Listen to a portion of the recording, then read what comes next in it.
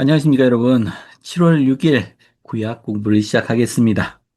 오늘은 열왕기하 제2장 보겠습니다. 우리 지난 시간에 엘리야가 엘리사를 제자로 드리는 장면을 같이 보았습니다. 근데 항상 기억하셔야 될 게 성경에서는 어, 뭐 젊은 사람들이 엘리사가 젊은 사람인 것처럼 묘사되지만 실제 엘리사도 노인입니다. 생각해 보세요. 우리 돌아가신 로셀렘 넬슨 회장님의 후계자가 델리네이치 옥수 회장님이시죠. 옥수 회장님 청년이신가요? 자, 그걸 생각하시면 됩니다. 자, 농담이고요. 자, 열왕기하 제2장 1절부터 보겠습니다. 여호와께서 회오리 바람으로 엘리야를 하늘로 올리고자 하실 때 엘리야가 엘리사와 더불어 길갈에서 나가더니 엘리야가 엘리사에게 이르되 청하건대 너는 여기 머물라 여호와께서 나를 베델로 보내시느니라 하니 엘리사가 이르되 여호와께서 살아계심과 당신의 영혼이 살아있음을 두고 맹세하노니 내가 당신을 떠나지 아니하겠나이다 하는지라. 이에 두 사람이 베델로 내려가니라. 아마 엘리야는 엘리사가 염려됐던 것 같습니다. 그래서 이제 엘리사와 떨어져야 할 때니까요. 하지만 엘리사는 끝까지 엘리야를 따라가겠다라고 이야기하는 장면입니다. 자, 3절. 베델에 있는 선지자의 제자들이 엘리사에게로 나와 그에게 이르되 여호와께서 오늘 당신의 선생을 당신의 머리 위로 데려가실 줄 아시나이까 하니 이르되 나도 또한 아노니 너희는 잠잠하라 하니라. 여기 선지자 무리가 나오네요. 우리 엘리야는 이스라엘 땅에 자기만 홀로 남았다라고 이야기했었죠. 근데 주님께서 아직 7천 명이나 더 있다라고 말씀하시면서 위로해 주셨었습니다. 근데 실제로 그러네요. 선지자의 제자들. 누구 선지자의 제자인지는 정확하게 모르겠네요. 자, 4절. 엘리야가 그에게 이르되 엘리사야 청하건대 너는 여기 머물라 여호와께서 나를 여리고로 보내시느니라. 엘리사가 이르되 여호와께서 살아계심과 당신의 영혼이 살아있음을 두고 맹세하노니 내가 당신을 떠나지 아니하겠나이다 하니라. 그들이 여리고에 이르매 여리고에 있는 선지자의 제자들이 엘리사에게 나와 이르되 여호와께서 오늘 당신의 선생을 당신의 머리 위로 데려가실 줄을 아시나이까 하니 엘리사가 이르되 나도 아노니 너희는 잠잠하라. 오, 이게 계시의 영을 지닌 선지자들이 많네요. 자, 6절. 엘리야가 또 엘리사에게 이르되 청하건대 너는 여기 머물라 여호와께서 나를 요단으로 보내시느니라 하니 그가 이르되 여호와께서 살아계심과 당신의 영혼이 살아있음을 두고 맹세하노니 내가 당신을 떠나지 아니하겠나이다 하는지라. 이에 두 사람이 가니라. 선지자의 제자 50명이 가서 멀리 서서 바라보매 그 두 사람이 요단가에 서 있더라. 엘리야가 겉옷을 가지고 말아 물을 치매 물이 이리저리 갈라지고 두 사람이 마른 땅 위로 건너더라. 건너매 엘리야가 엘리사에게 이르되 나를 내게서 데려감을 당하기 전에 내가 내게 어떻게 할지를 구하라. 엘리사가 이르되 당신의 성령이 하시는 역사가 갑절이나 내게 있게 하소서 하는지라. 자, 엘리사가 지금 스승인 엘리야에게 성신이 역사하셨던 것에 갑절이나 나에게 있으면 좋겠습니다라고 욕심을 부리는 것 같죠? 근데 항상 이 풍습을 알아야 돼요. 엘리사는 엘리야를 스승으로 여겼을 뿐만 아니라 아버지로도 여겼다. 이스라엘 전통에서 장자는 아버지의 유산에서 두 배의 몫을 받았다. 엘리사는 엘리야의 영을 갑절을 얻기를 구함으로써 이런 장자권의 전통을 언급하며 엘리야의 영적 후계자가 되고자 하는 의지를 표현한 것일 수도 있다. 수도 있다예요. 또한 선지자로서의 역할을 수행하기 위해 성신을 더 동반할 수 있게 해달라고 간과한 것일 수도 있다. 자, 그러니까 엘리사가 자기 스승인 엘리야를 넘어서려고 이 교만을 부리는 것이 아니라는 거 이해해 주시기 바랍니다. 10절에 이르되 내가 어려운 일을 구하는도다. 그러나 나를 내게서 데려가시는 것을 내가 보면 그 일이 내게 이루어지려니와 그렇지 아니하면 이루어지지 아니하리라 하고 두 사람이 길을 가며 말하더니 불수레와 불말들이 두 사람을 갈라놓고 엘리야가 회오리 바람으로 하늘로 올라가더라. 뭐 이건 모든 기독교인들이 다 알고 있듯이 엘리야는 승천했습니다. 이 승천했다는 얘기는 원래 지상에 사는 모든 사람들은 필멸의 존재이기 때문에 죽어야 됩니다. 죽어서 하늘로 가는 거죠. 하지만 승천은 죽지 않는 겁니다. 죽지 않고 하늘로 간다는 것인데, 자, 자세한 설명은 교재가 잘 설명하고 있으니까 볼까요? 자, 엘리야는 죽지 않고 하늘로 들려 올라갔는데 이는 그가 변화되었음을 뜻한다. 변화된 존재는 불멸이 부활 때까지 고통이나 사망을 경험하지 않도록 변화된 사람들이다. 엘리야는 이후 변화된 존재로서 변형의 산에 나타나 베드로, 야고보, 요한에게 신권의 열쇠를 부여하는 일에 참여했다. 후에 엘리야는 커틀랜드 성전에서도 부활한 몸으로 조세 스미스와 올리브 카우트에게 나타나 인본 권능의 열쇠를 전했다. 좀 더 읽어볼까요? 옛날 학생 교재입니다. 변화의 교리를 인간이 즉시 하나님의 면전으로 또는 영혼이 완전한 곳으로 들리워지는 교리로 생각하는 사람들이 많은데 그것은 옳지 않은 생각이다.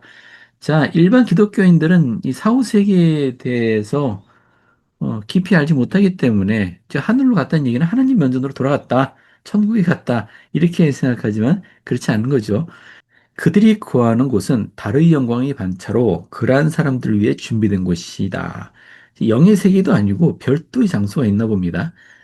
예를 들자면은 에녹의 성 사람들, 그 사람들도 모두 하늘로 들려 올라갔죠. 어디 있겠습니까? 자, 별도의 장소가 있다는 얘기죠. 그리고 그 장소는 달의 영광의 반차에 속한다. 그런 의미입니다. 그는 여러 곳으로 가서 성경을 베푸는 천사의 자격을 갖춘 상태로 죽은 자로부터 부활한 사람과 같이 완전한 경제는 아직 이르지 못한 상태에 있다. 또 어떤 이들은 더 좋은 부활을 얻고자 심한 고문을 받되 구차히 풀려나기를 원하지 아니하였으며 예, 요약하자면은 즉 이 변화했다. 승천한 자들은 변화하는 겁니다. 이것은 부활과는 다릅니다. 부활은 지금 필멸의 육신을 벗고 이제 새로 부활된 육신으로 다시 있는 것을 의미합니다. 하지만 이 승천은 이 필멸의 육신을 벗는 게 아니에요. 단지 필멸의 육신이 변화되어서 죽지 않는 불멸의 육신으로 바뀌는 것뿐입니다. 아마 아담과 이브가 타락하기 이전의 상태라고 볼 수 있겠죠. 근데 엘리야는 왜 죽지 않고 하늘로 들려 올라간 걸까요? 때때로 이제 죽지 않고 하늘로 들려 올라간 사람들이 있습니다. 뭐 예를 들자면 모세가 그런 것 같습니다. 그리고 우리 몰몬경에 보면은 엘마가 그렇고요. 이 사람 아니 사람은 다 똑같지 왜 몇몇 사람들은 이렇게 죽지 않고 하늘로 들려 올라가는 걸까요? 자, 하나님께서 자, 괜히 그렇게 하시는 게 아닙니다. 그리고 승천한다는 자체가 보상도 아니고요. 필멸의 인간이 죽는 게 어떤 비극도 아닙니다. 거기는 차이가 없어요. 단지 승천한 사람들은 육신을 보존할 필요가 있기 때문에 승천한 겁니다. 여기 학생교재 설명하고 있지 않습니까? 변형의 산에 나타났어요. 누가요? 자, 모세나 엘리야나 일라이어스나 자, 변형의 산에 베드로와 야고보, 요한에게 나타나서 신권의 열쇠를 주었습니다. 자, 그리고 자, 커트랜드 성전에 또 나타나서 조세 스미스와 올리브 카우드리에게 인본 권세의 열쇠를 주었다. 이건 알고 있죠? 자, 여기서 열쇠를 부여하기 위해서는 살아있는 사람에게 안수를 해야 됩니다. 그죠? 신권을 부여하는 것과 똑같습니다. 신권의 열쇠도 역시 안수를 해야 됩니다. 그러려면 육신이 필요하죠. 자, 이 변형의 산에서의 베드로, 야곱, 요한에게 나타났을 때 이때는 예수 그리스도께서 십자가에 돌아가시기 전이고요. 당연히 부활도 하기 전입니다. 그러면 예수 그리스도께서 부활하지도 않으셨는데 죽은 사람이 부활할 수 있습니까? 그럴 수 없죠. 그리고 이 베드로, 야고보, 요한에게 안수해야 되기 때문에 육신이 필요해요. 그러면 모세는 죽으면 안 되는 겁니다. 모세나 엘리야는 죽으면 안 돼요. 자신이 갖고 있는 신권의 열쇠를 부여하기 위해. 그래서 특별한 사람들은 죽지 않고 변화된 상태로 승천하는 겁니다. 자, 하지만 이 커트랜드 성전에 나타났을 때는 또 다르죠. 왜냐하면 이것은 이미 예수 그리스도께서 부활한 이후고요. 그래서 이전에 변형했던 사람들은 다시 부활체로 바뀐 상태입니다. 그래서 부활한 몸으로 조세 스미스 올리브 하우드에게 나타난 겁니다.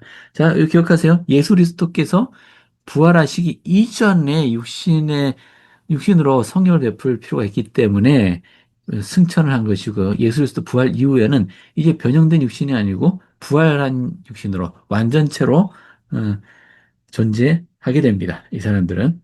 자, 예수 그리스도 이전에 돌아가신 그 성도들은 예수 그리스도의 부활과 함께 부활에 일어났다는 건 우리 신약 성경이 이야기하고 있습니다. 그러니까 이 변형된 사람들도 마찬가지예요.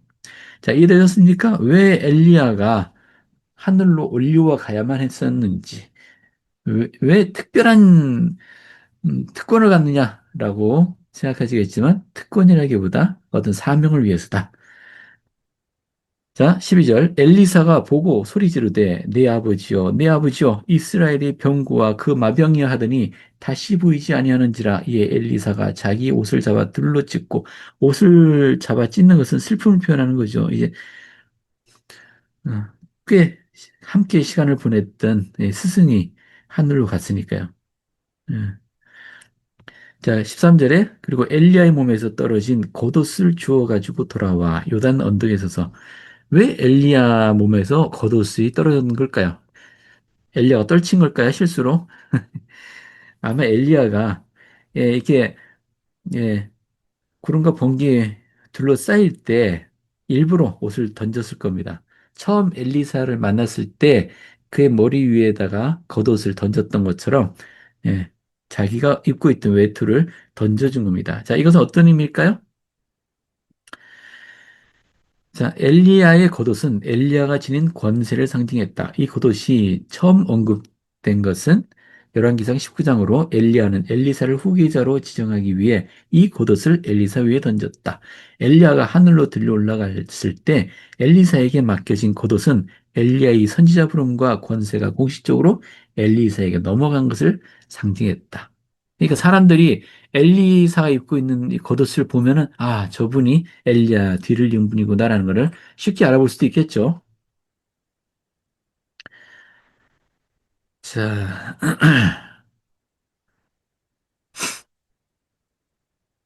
14절 엘리야의 몸에서 떨어진 그의 겉옷을 가지고 물을 치며 이르되 엘리야의 하나님 여호와는 어디 계시니까 하고 그도 물을 치매 물이 이리저리 갈라지고 엘리사가 건너니라.